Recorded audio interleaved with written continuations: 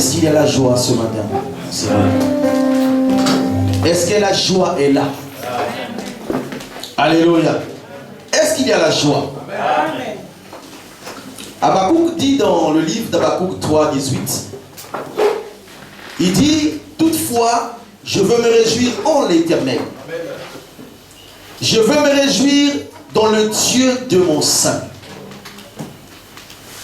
Ce prophète avait compris que sa vie ne dépendait pas de lui, mais ça dépendait du Créateur. Alléluia. Et c'était une fierté, une grande joie pour lui d'appartenir à un Dieu qui était le Dieu créateur. Voilà pourquoi il est dit d'ailleurs, il s'est réjoui, sauf en rien, dans toutes choses il s'est réjoui, parce qu'il savait le Dieu qui les conduisait. Nous allons lire un passage dans Marc 4, verset 35 au verset 40. Celui qui a la page peut nous faire la lecture. Marc 4, verset 35 au verset 40. Marc chapitre 4, oui. Verset 35 au verset 40. Je lis ce qui suit.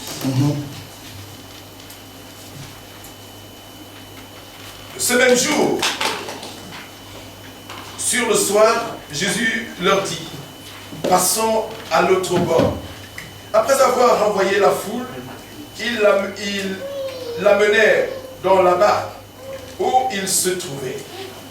Il y avait aussi d'autres barques avec lui. Il s'éleva un grand tourbillon et les flots se jetaient dans la barque, au point qu'elle se remplissait déjà. Et lui, il dormait à la poupe sur le coussin. Ils le réveillèrent et lui dirent, Maître, ne t'inquiètes-tu pas de ce que nous périssons? S'étant réveillé, il menaça le vent et il dit à la mer, silence, tais-toi. Et le vent cessa. Et il y eut un grand calme. Puis il leur dit, pourquoi avez-vous ainsi peur? Comment n'avez-vous pas, comment n'avez-vous point de foi? Parole du Seigneur. Amen. Pourquoi avez-vous peur? Pourquoi n'avez-vous pas de foi? C'est Christ qui promet aux disciples d'aller de l'autre côté du lac. Il prononce une parole, il dit à ses disciples, nous allons monter dans cette barque, mais le but c'est d'arriver de l'autre côté du lac. C'était cela, la parole de Christ. Mais arrivé dans le lac, quelque chose s'est passé qui a fait que la foi puisse faillir au milieu de ses disciples. Alléluia. Ce matin, je voulais t'encourager dans ton parcours. Je voulais simplement te rappeler que peu importe les situations que tu traverses, peu importe les moments que tu vis, n'oublie pas que Dieu a dit quelque chose pour toi. N'oublie pas que Dieu a promis quelque chose pour toi. Ces disciples dans la barque avaient oublié que le but c'était de quitter d'un point A à un point B. Alléluia. Et la Bible dit que Jésus était tranquille, calme. Malgré qu'il y avait des choses qui se passaient, il était tranquille dans la barque. Parce qu'il savait. Alléluia. Parce qu'il savait. Et vous savez, la foi, comme l'homme de Dieu venait de dire tout à l'heure, c'est comme une piste d'atterrissage de la chose en fait que tu as demandé à Dieu. Alléluia. C'est ainsi que quand nous lisons tout ce que Jésus a fait comme miracle, il y avait une question qui revenait de temps en temps. As-tu la foi? Est-ce que tu as la foi ce matin? Qu'il y a la possibilité que tu t'en sors de la situation que tu traverses aujourd'hui. Alléluia. Est-ce qu'il y a la foi? La Bible dit que du retour du Fils de l'homme, quand il viendra, est-ce qu'il va retrouver la foi? Alléluia. Et j'ai aimé l'homme de Dieu la semaine passée, a dit en fait, le combat que tu as, le bon combat, c'est le combat de la foi. Et le diable le sait très bien. Il te combat jusqu'à ce que tu perds la foi. Et quand tu perds la foi, en fait, tu n'as plus une piste d'atterrissage pour ce que tu attends. Alléluia. Parce que tu as besoin d'une piste. Est-ce que ce matin, il y a une piste où Dieu peut dire, voilà, je descends dans la vie de X, dans la vie de Y, afin que j'agisse. Alléluia. La foi. La ferme assurance. Bien-aimé, peu importe les moments, les situations, ne perds jamais la foi. Nous avons tellement des exemples dans la parole de Dieu. Des hommes. Et souvent, j'en reviens toujours à la vie des gens. La vie d'un homme qui m'a beaucoup orienté, qui m'a beaucoup enseigné dans la souffrance. Et nous avons Paul. Alléluia. Parce qu'il faut toujours témoigner par deux personnes. Tu peux dire que oui, mais c'était l'ancienne alliance. C'était le temps ancien. Mais dans la nouvelle alliance, il y a eu un homme qui était préparé pour la souffrance.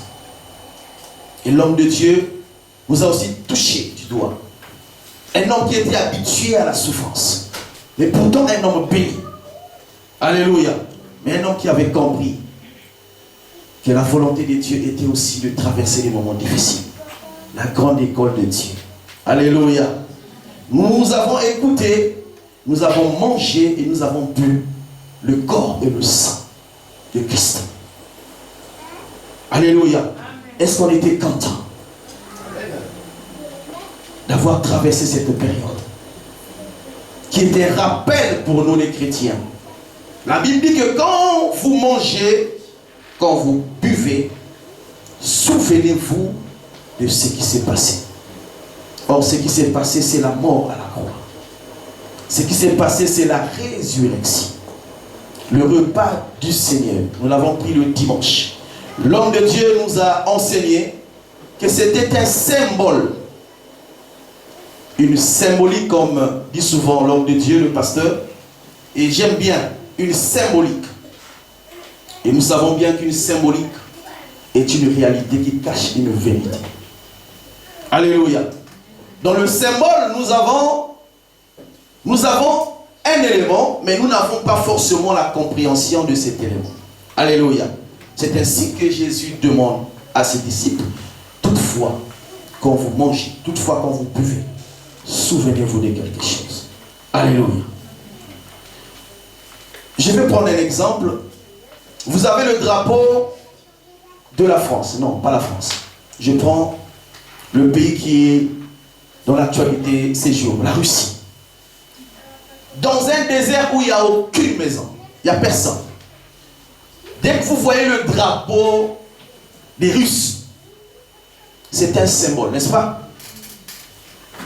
Ça veut dire que là où il y a ce drapeau-là, bien que vous ne voyez pas directement la Russie, mais il y a la présence des Russes. Alléluia. Ça veut dire que quand tu passes à cet endroit, tu dois savoir que là, c'est un domaine occupé par des Russes. Alléluia. Qui est le représentant légal, Vladimir Poutine. C'est-à-dire que si je touche à cet endroit-là, j'aurai des problèmes avec le propriétaire de cet endroit. Alléluia. Et la Sainte Seine, qui est le repas du soir aussi, est un symbole qui cachait une vérité. Alléluia. Jésus voulait introduire quelque chose au sein de l'Église. Mais les disciples n'avaient pas la compréhension de ce symbole. Alléluia. Ils ne savaient pas. C'est pourquoi quand l'homme de Dieu nous a expliqué en hébreu, Pessa, qui voulait aussi dire esquiver. Alléluia. L'ange de la mort devait esquiver la maison où il y avait le sang, sur les poteaux, sur les linteaux. L'ange de la mort n'avait pas droit d'y entrer. Pourquoi? Parce qu'il y avait la présence de quelqu'un. Alléluia. Et l'homme de Dieu nous a dit que le repas du Seigneur que Jésus introduisait, c'était la continuité ou bien l'éclaircissement de ce qui s'était passé en Égypte. À Goshen précisément. Alléluia. il avait donné une recommandation de mettre le sang sur les poteaux, sur les linteaux, afin que quand l'ange de la mort devait venir, qu'il passe à travers. Parce que la Pâque veut dire passer outre. Alléluia. La Pâque veut dire esquiver.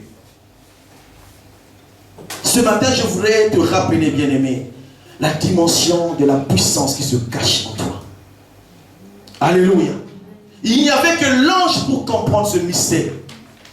Même les Hébreux, étant logés dans ces maisons, ils avaient la recommandation, mais ils n'avaient pas la compréhension du sang de l'agneau qui devait être immolé le 14e jour. Alléluia. Est-ce que tu me saisis ce matin? Alléluia. Il y avait la présence d'une personne dans chaque maison qui portait le sang. C'est pourquoi l'ange ne pouvait pas s'approcher. La Bible déclare dans le livre de 1 Corinthiens 15, verset 45. Il dit, le premier homme était une âme vivante. Le second et le dernier était un esprit vivifiant. Alléluia. On ne peut pas coudre un vieil habit avec un nouveau. Sinon, le nouveau va emporter le vieil habit. C'était difficile de comprendre le message de Jésus. Il y avait tellement de codes, tellement de paraboles, qu'il fallait effectivement avoir le Saint-Esprit pour comprendre cela. Alléluia.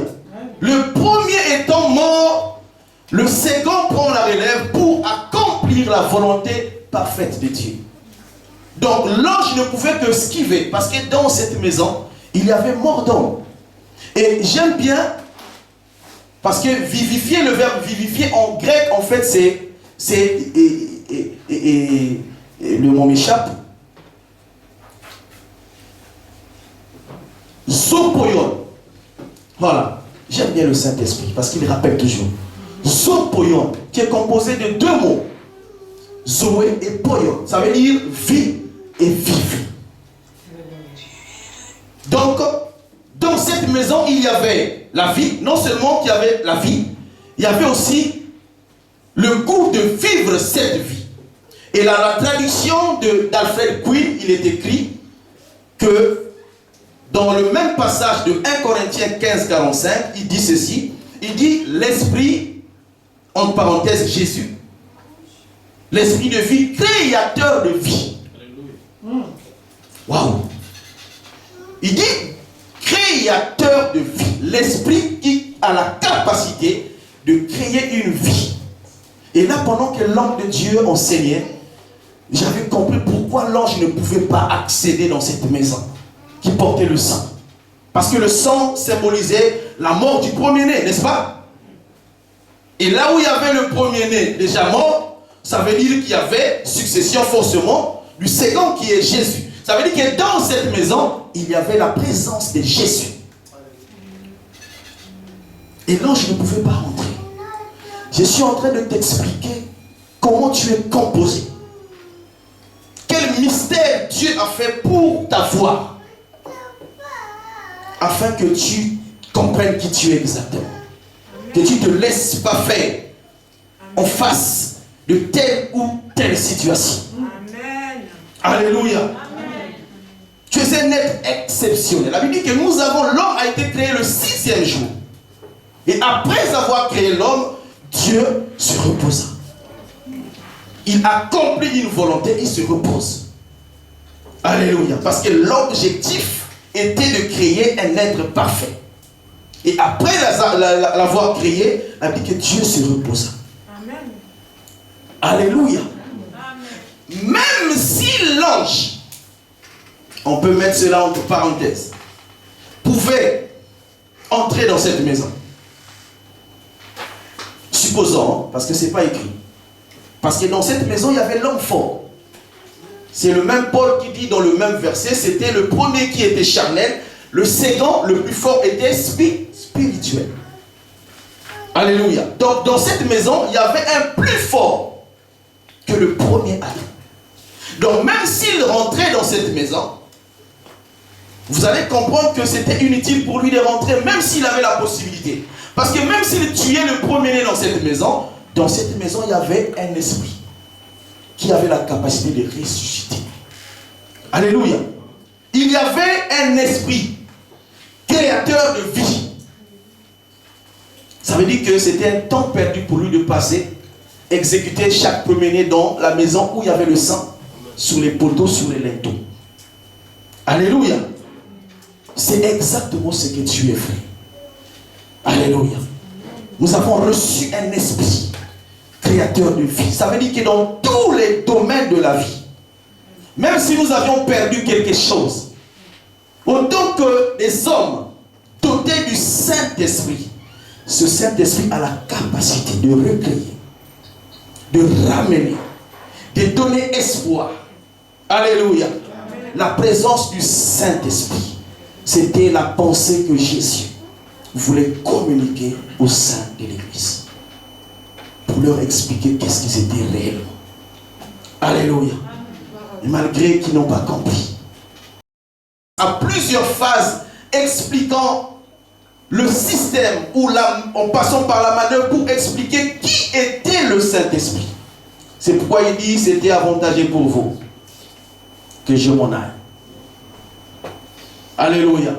C'était avantageux pour les disciples que Jésus meure. Et j'ai aimé encore quand l'homme de Dieu a parlé de la souffrance. Et d'ailleurs, pendant le partage, nous avons pas mal. On a joint. J'ai aimé l'homme de Dieu, comment il joint parmi les bénédictions, autant de bénédictions que l'homme a. Il a joint la souffrance. N'est-ce pas, l'homme de Dieu? La souffrance fait partie de la marche. Alléluia. C'est pourquoi plus nous vivons une chose, plus nous nous habituons à vivre avec la chose. C'était le secret de Paul. Alléluia. La souffrance n'exclut pas la marche de celui qui a reçu le Seigneur. Mais ce qui est important, c'est que même dans les situations que nous traversons, la personne qui est en nous est plus forte que les situations que nous traversons. Est-ce qu'on peut acclamer pour le roi des rois?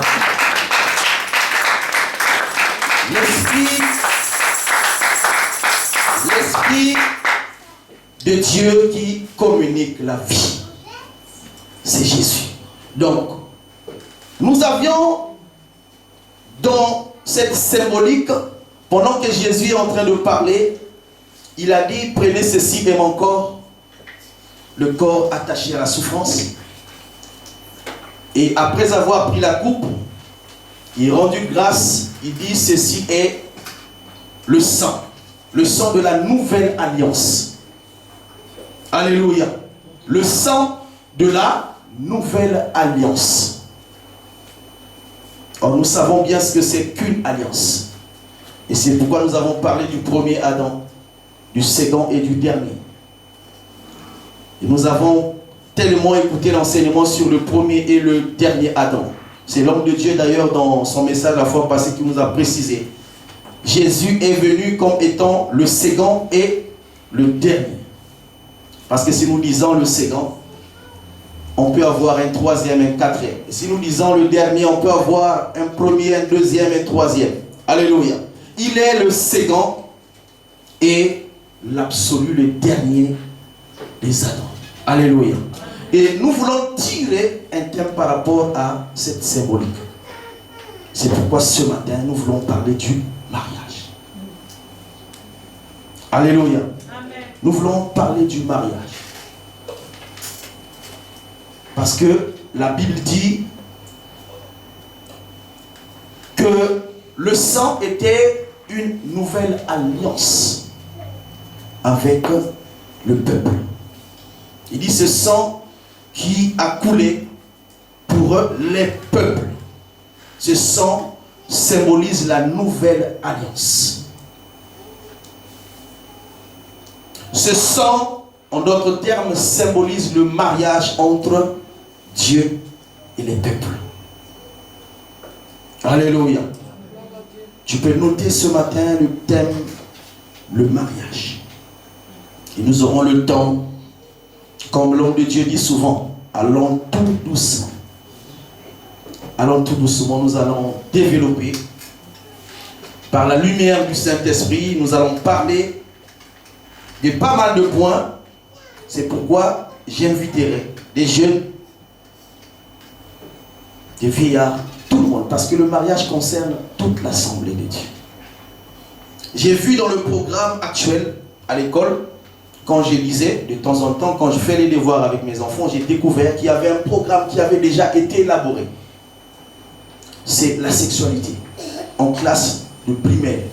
C'est-à-dire que aujourd'hui, l'État est en train d'enseigner nos enfants des choses qui ne devaient pas être enseignées en primaire.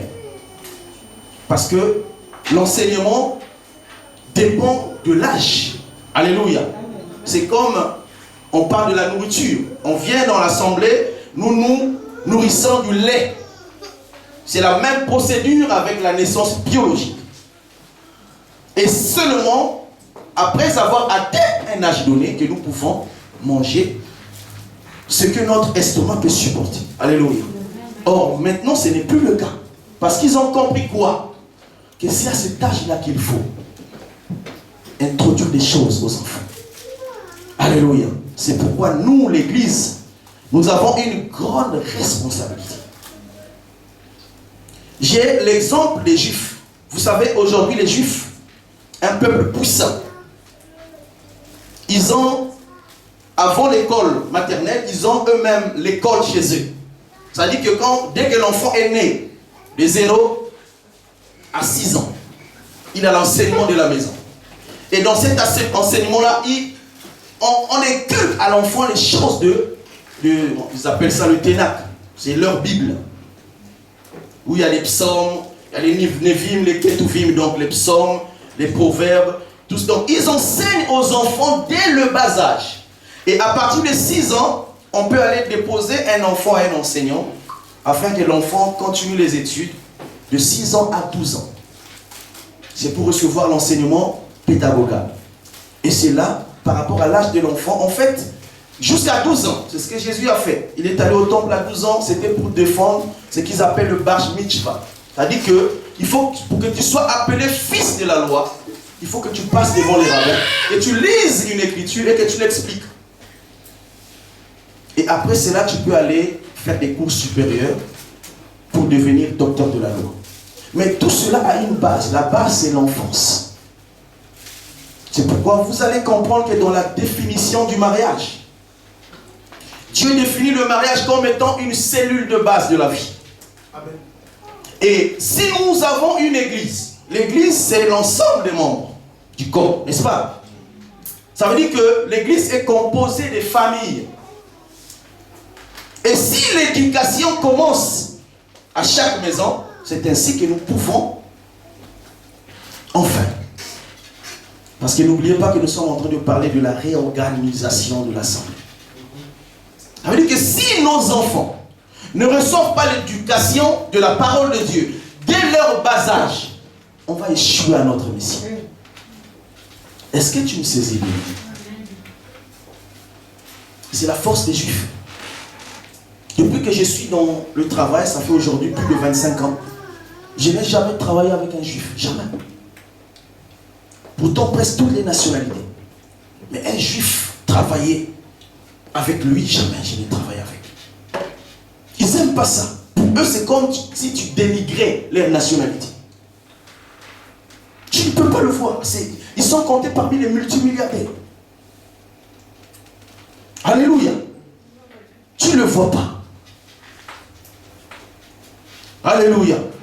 Et ça, c'est la responsabilité des familles de l'Église. Alléluia.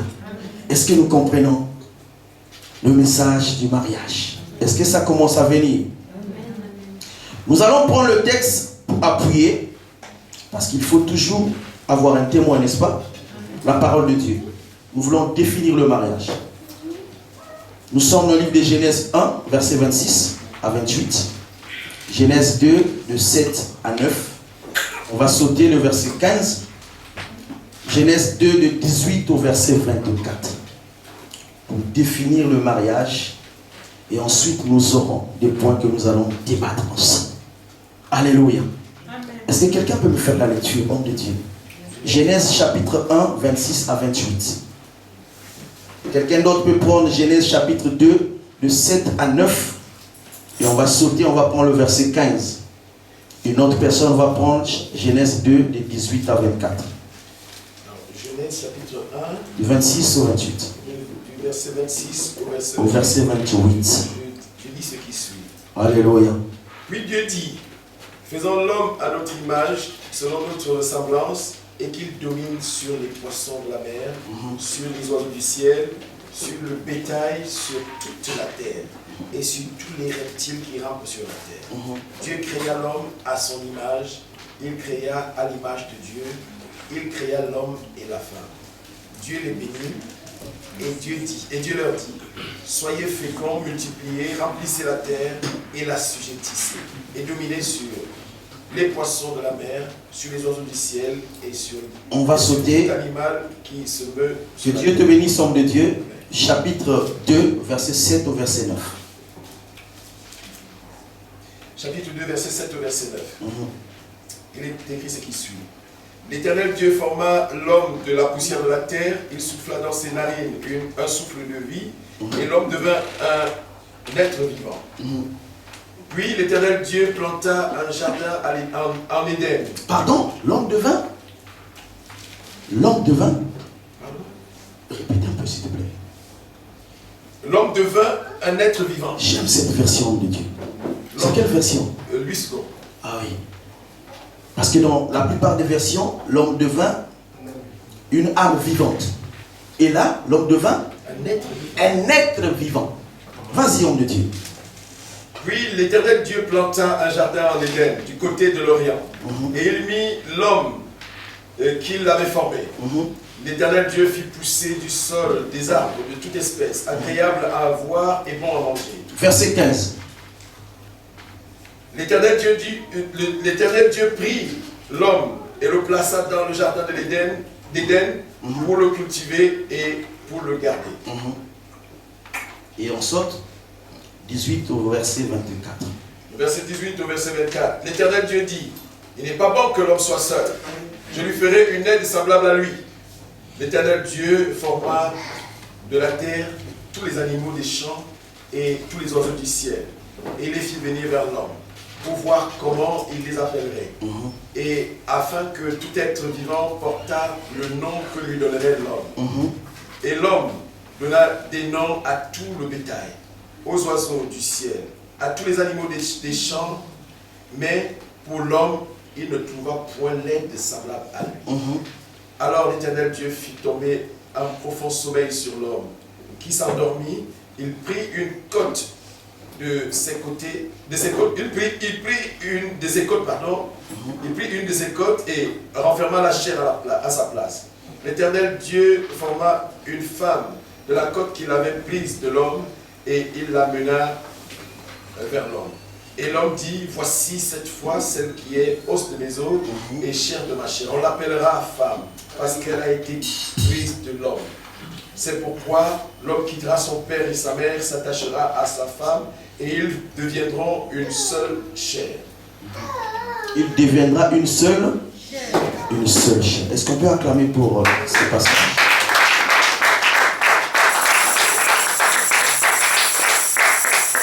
Je vais expliquer. En fait, tout ce passage ne parle que d'une seule chose, le mariage. Et dans la définition du mariage, le mariage est une institution divine, instaurée dès la création du monde. Le mariage ne vient pas des hommes. Le mariage vient de Dieu. C'est Dieu qui a décidé que l'homme et la femme soient ensemble. Ce n'est pas l'homme qui décide, mais c'est Dieu qui décide. La Bible dit qu'après avoir créé l'homme, il a laissé à l'homme le temps de voir ce que l'homme était capable de faire. L'homme a donné des noms aux animaux, à tout ce qui s'est trouvé dans le jardin. Mais Dieu a dit qu'il n'est pas bon que l'homme soit seul. Vous savez, Adam n'est pas le nom propre de cet homme. Adam, c'est la traduction en hébreu Adama. Adama veut dire l'argile. C'est pourquoi de temps en temps, nous avons parlé de Jérémie. on renvoie Jérémie voir la création. Amen. Comment ça s'est passé? Comment Dieu a fait afin d'obtenir le résultat de l'homme que tu es? Donc, Adam n'est pas le nom propre de cet homme, parce qu'en hébreu, l'homme c'est Ish et la femme c'est Isha. Donc, Dieu est en train de parler à la boue.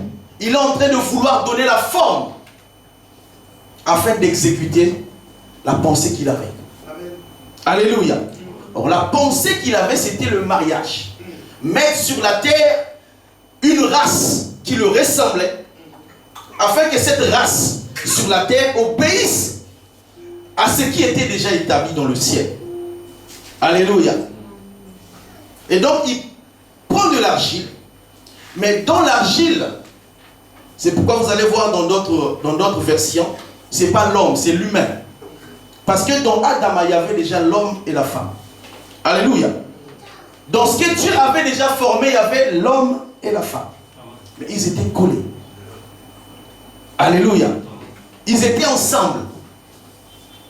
Pendant que Adam, qui était devenu une âme vivante, parce qu'on avait soufflé dans ses narines, et qu'il était devenu une âme vivante. Il était en train de tout faire dans le jardin.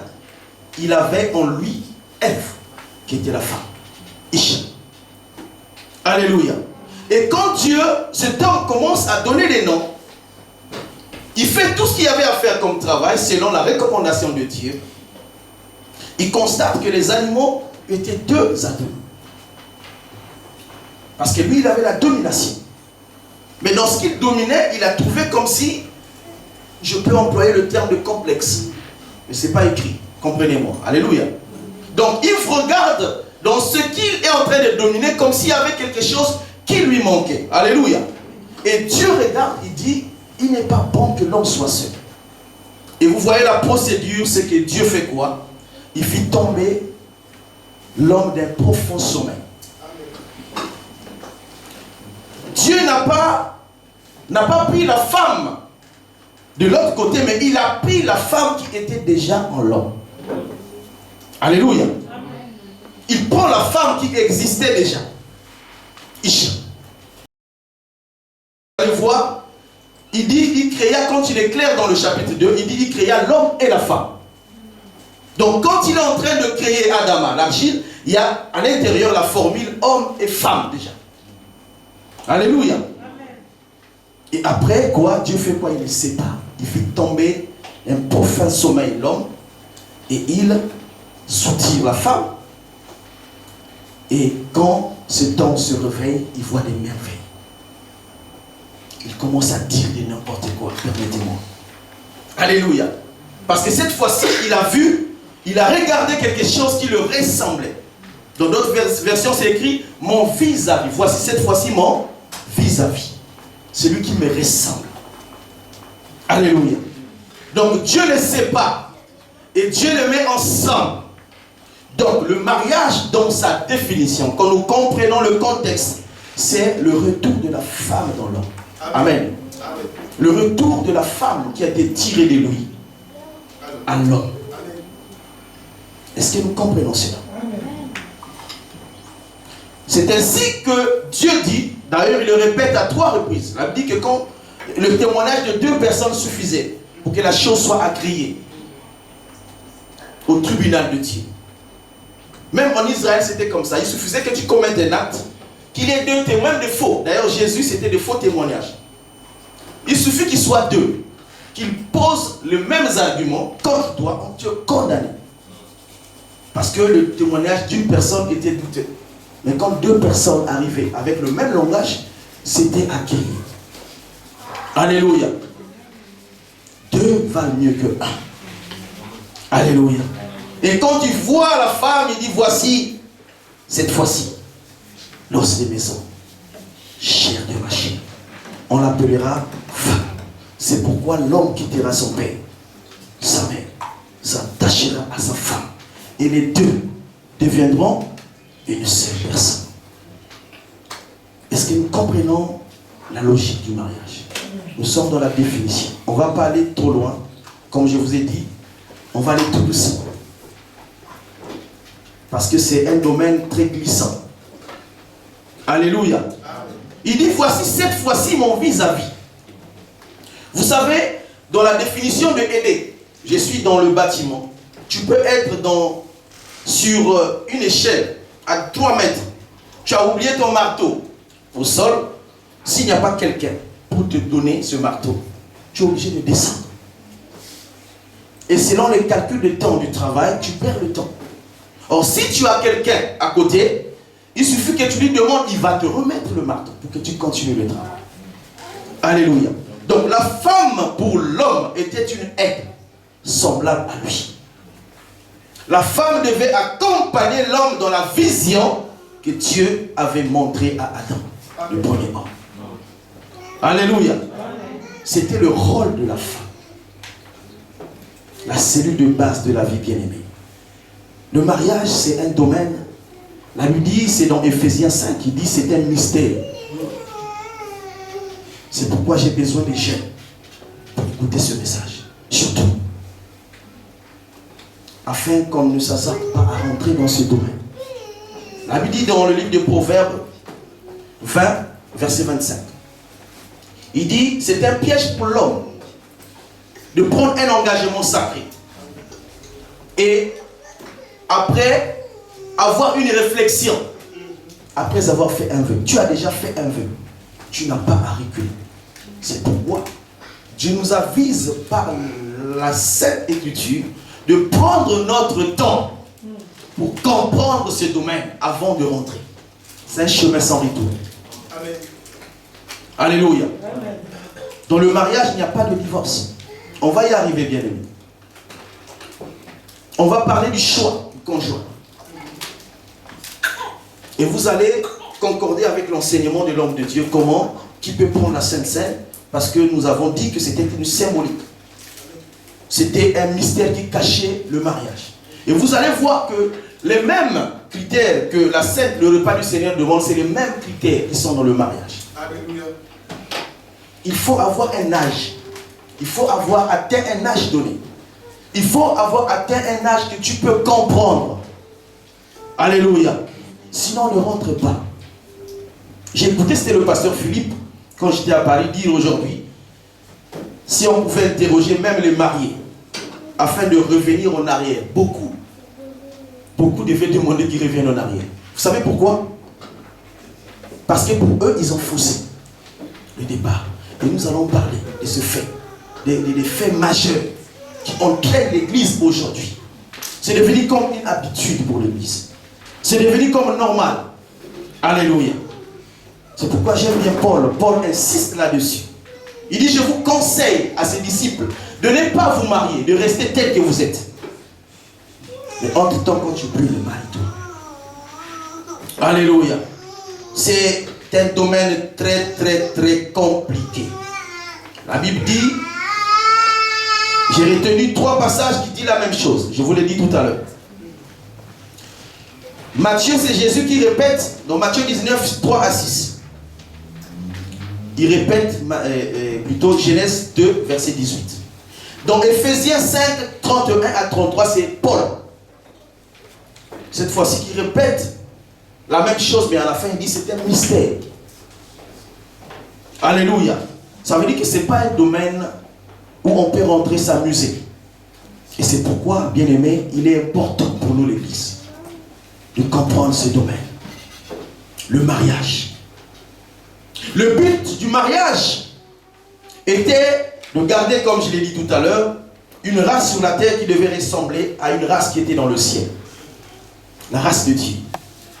Et cette race-là devait venir d'une personne, de 2 personnes et finalement de plusieurs personnes.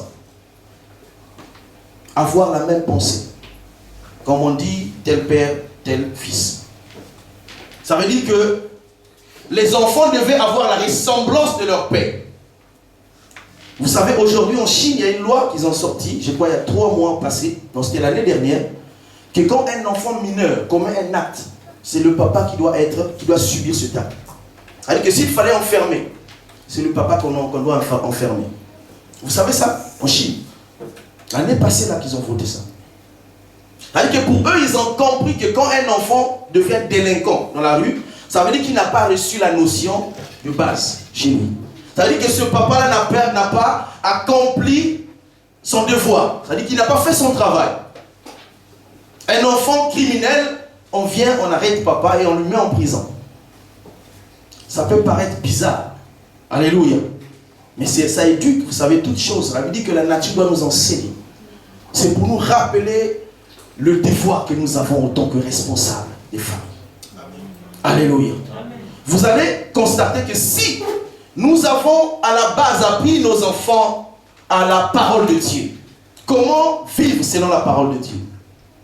Nous aurons une église tranquille. Je ne dis pas qu'il n'y aura pas de problème, parce que la souffrance fait partie. Mais les problèmes, cette fois-ci, seront selon la volonté de Dieu. Alléluia. Selon la volonté de Dieu. Parce que dans la volonté de Dieu, Jésus a souffert. Dans la volonté de Dieu, Paul, que nous aimons, qui était notre prophète, il a souffert. Quand nous lisons 2 Corinthiens 11, Paul étale toute sa souffrance. Oh, c'est terrible de lire. Jusqu'au chapitre 12. Il dit que je demande à Dieu de m'éloigner de ces choses. Terrible. J'ai reçu des fouets, mais pas possible. Quand vous lisez les fouets des Romains, c'était compliqué. 40 fois moins, il a reçu 4 ou 3 fois. Alléluia. C'était des fouets qu'on te chicotait. Elle dit que le fouet faisait le tour. Tu avais mal. Mais à la fin, il y avait une pointe qui devait t'arracher la peau. Et Paul l'a reçu. Il dit que j'ai été frappé à mort. Et il a visité vraiment la mort comme ça. Il était mort presque. On traînait à la porte de la ville. Dans l'abîme, oui. Il a vu, il a visité. Comme un frère que j'ai parlé avec lui. Avant de dire que moi, c'est important, c'est un Angolais. Il a dit, mon frère, parce que ça faisait 1 mois pratiquement que toutefois on s'est changé, mais je constatais que j'envoyais le message, il ne répondait plus. Et il m'a répondu la semaine passée. J'ai dit, mais comment tu as changé? Non, je n'ai pas changé de numéro. Il dit, j'ai visité la mort. J'ai vécu la mort. Il dit, j'étais mort. Et j'ai vu des choses. Il m'a envoyé des audios, des choses qu'il avait vues là où il était. Et aujourd'hui, là, il a dit, j'ai cru à ton Dieu. Parce qu'on travaillait avec lui, c'était un petit frère. Et toutefois, quand on travaillait, moi, j'ai chanté les cantiques. Et quand j'ai chanté, il me demandait, je le traduisais les chants. C'était en lingala que j'ai chanté souvent. Alléluia. Et quand je l'expliquais, il se moquait de moi. Toutefois, quand j'ai chanté, il se moquait de moi. Et là, il me dit, j'ai compris qui est Dieu. Et il a même changé sa photo de profil. Il a mis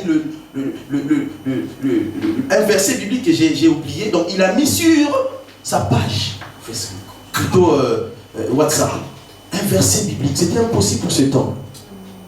Et Paul a visité l'abîme. Et on appelle ça souvent le dernier virage. Alléluia. Paul a vécu cela. Parce qu'il était appelé de Dieu. Alléluia.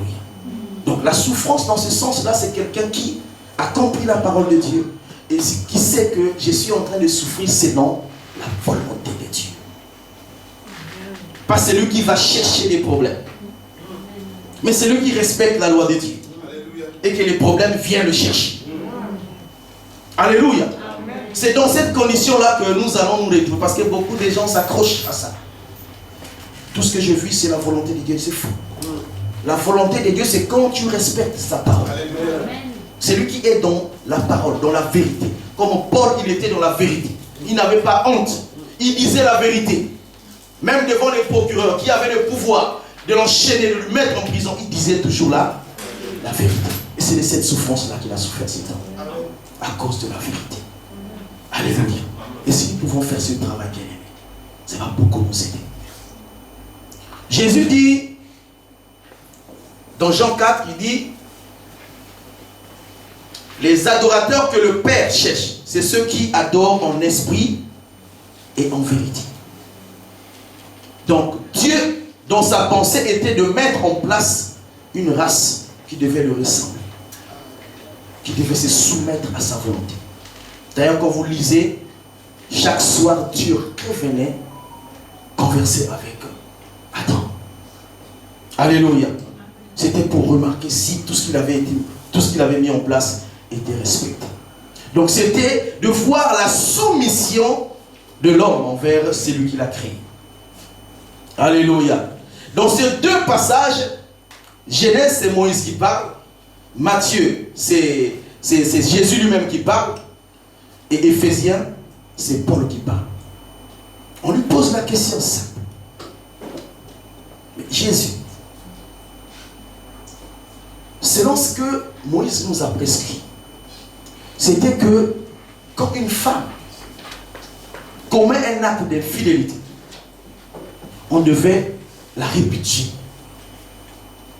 Nous allons expliquer cela, bien aimé, parce qu'aujourd'hui, nous avons un problème, un grand souci sur l'interprétation de la parole de Dieu.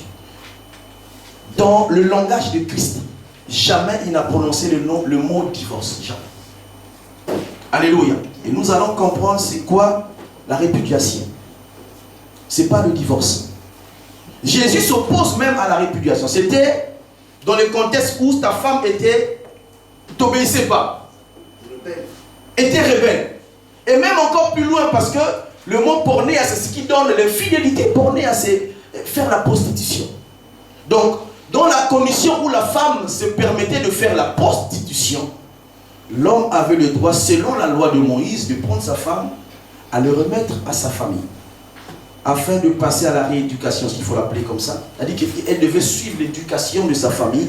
Après un certain temps, elle devait... Mais Jésus s'oppose même à cela. Alléluia. Parce qu'il dit, même si tu le fais, tu exposes ta femme à l'infidélité, à la prostitution. Je suis en train de nous aviser, surtout pour ceux qui ne sont pas encore mariés. Ne commettez pas des erreurs, parce que le mariage c'est pour la vie. J'ai écouté un pasteur dire, nous allons soutirer, parce qu'il a remarqué que dans son église, il y avait les mariages, mais qui finalement divorçaient. Et il a dit cette fois-ci, si je fais passer les mariés, ne prononcez pas jusqu'à la mort. Il a interdit ça dans son église. Alléluia, alors que c'est écrit. C'est jusqu'à la mort. Il n'y a que la mort qui doit séparer le mariage. C'est ce que la Bible nous dit. Nous allons arriver. Donc je préfère prendre mon temps. Nous allons parler du fiançailles, du temps du fiançailles. Nous avons un élément type, Joseph, que souvent l'homme de Dieu nous présente. Nous n'allons pas prendre des choses qui sont en dehors des Écritures. Seulement ce que Christ a dit. Il a dit que Joseph n'avait pas connu Marie.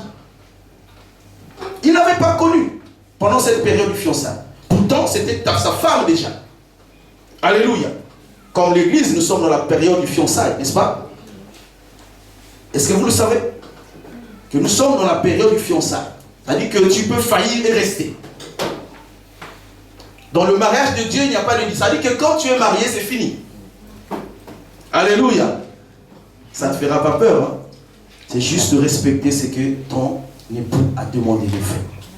Et tu verras, tu vas participer au grand mariage. Parce que le mariage sur la terre n'est qu'un symbole. Pour nous expliquer le mariage qui est caché. De Jésus et l'Église. De l'époux et l'Église, l'épouse. Alléluia. C'est un mystère, bien-aimé. Un mystère. Conserver la race sur la terre. Garder chaque famille. J'ai vu comment dans une grande assemblée, les enfants étaient disposés selon les âges. Même à Paris, je l'ai vu. Je l'ai vu à Paris, comment les enseignements selon les âges étaient donnés. Et ça, nous n'avons pas une grande église pour le faire. Mais j'ai dit à l'homme de Dieu que nous pouvons toujours le faire. Parce que nous avons des maisons. Alléluia.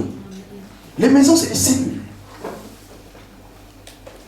Quand vous lisez la définition de l'église ecclésia, c'est pas cet endroit. Alléluia. Elle dit que là où 2, 3 s'assemblent en son nom, il est au milieu d'eux. Ça veut dire que dans nos maisons, nous pouvons communiquer. Tu constates que l'enfant a tel âge, tu peux lui prendre cette nourriture qui est dans la parole de prière. Il faut connaître d'abord la parole de Dieu. C'est pourquoi il est important pour un père de famille avant de t'engager, il faut que tu sois d'abord mature. Amen. Sinon, tu ne pourras pas éduquer tes enfants. Je parle de la maturité spirituelle. Alléluia. Ce n'est pas la maturité physique. Nous voyons les hommes de 50 ans qui raisonnent comme des bébés de 6 ans. N'est-ce pas? Et les enfants de 10 ans qui raisonnent mieux encore que les grandes personnes de 40 ans, 50 ans. Tu l'entends parler, tu dis, mais qu'est-ce qu'il dit ce-dessus? Alléluia. Donc d'abord avoir des responsables compétents. Avoir la compétence de passer l'éducation. C'est la force des Juifs, bien aimés. Les Juifs ont été forcés de maîtriser le Ténac. C'était pour que eux aussi à leur tour puissent éduquer à leurs enfants. Que Dieu bénisse sa parole. Est-ce qu'on peut acclamer pour sa parole?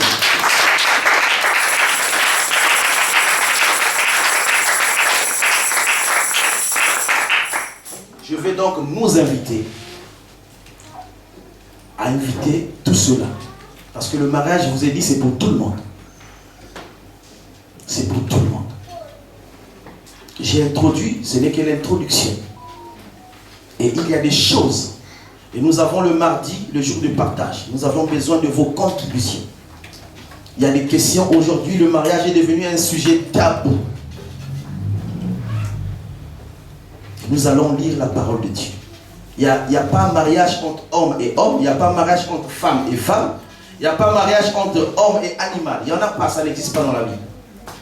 Alléluia. Et nous allons en parler. Afin que Dieu seul soit glorifié. Amen. Afin que son nom soit respecté. Amen. Nous allons faire un effort. Comme Paul a dit, nous allons fournir des efforts. L'avantage en Dieu, c'est qu'il n'est jamais trop tard. Amen. C'est ça l'avantage. Et vous savez, dans d'autres contrées, quand tu atteins un certain âge, un enfant ne peut plus jamais assimiler quelque chose. C'est fini. Ce qu'il a déjà reçu, c'est ça le reste de sa vie. Vous le savez? Mais nous, la grâce que nous avons avec Jésus, c'est que même à 100 ans, il peut te rattraper. Amen. Il peut te rééduquer. Alléluia. C'est la grâce que nous avons. Et nous allons expérimenter cette grâce. Et nous allons partager la grâce à nos enfants. Les enfants qui sont une génération future. Nous n'allons pas voir nos enfants parmi autant d'autres enfants dans la rue. La Bible dit qu'il doit y avoir la différence entre ceux qui prient et ceux qui ne prient pas. Alléluia. Alléluia. C'est comme une malédiction de voir un enfant de Dieu dans la prostitution, dans la vie de la drogue, à moins que ce soit la volonté de Dieu. Je n'exclus pas la volonté. Parce que dans la volonté, on peut le retrouver, je l'ai dit tout à l'heure. L'homme de Dieu, pendant qu'il modérait, il a parlé de David. Alléluia. C'était la volonté de Dieu. Paul, c'était la volonté de Dieu. Mais nous ne voulons pas voir des enfants de Dieu comptés parmi les voyous de cette vie. Et pour que cela n'arrive pas, nous devons les enseigner la parole de Dieu. Alléluia. Est-ce qu'on peut acclamer pour le Seigneur? Et Dieu nous bénisse. C'est un thème que j'aime tellement et que j'aurais besoin de questions afin que nous puissions ensemble développer ce thème. Le mariage. Invite ton ami, invite ton enfant. Vous savez, généralement, nous, Africains, nous n'avons pas l'habitude d'enseigner à nos enfants les choses, surtout en ce qui concerne le sexe. Dieu n'a pas eu honte de mentionner cela dans la Bible. Alléluia. Dieu n'a pas eu honte. Et nous aussi, autant que parents, nous devons enseigner à nos enfants afin qu'ils comprennent la gravité de la situation. Que Dieu nous bénisse. Nous acclamons pour le Seigneur.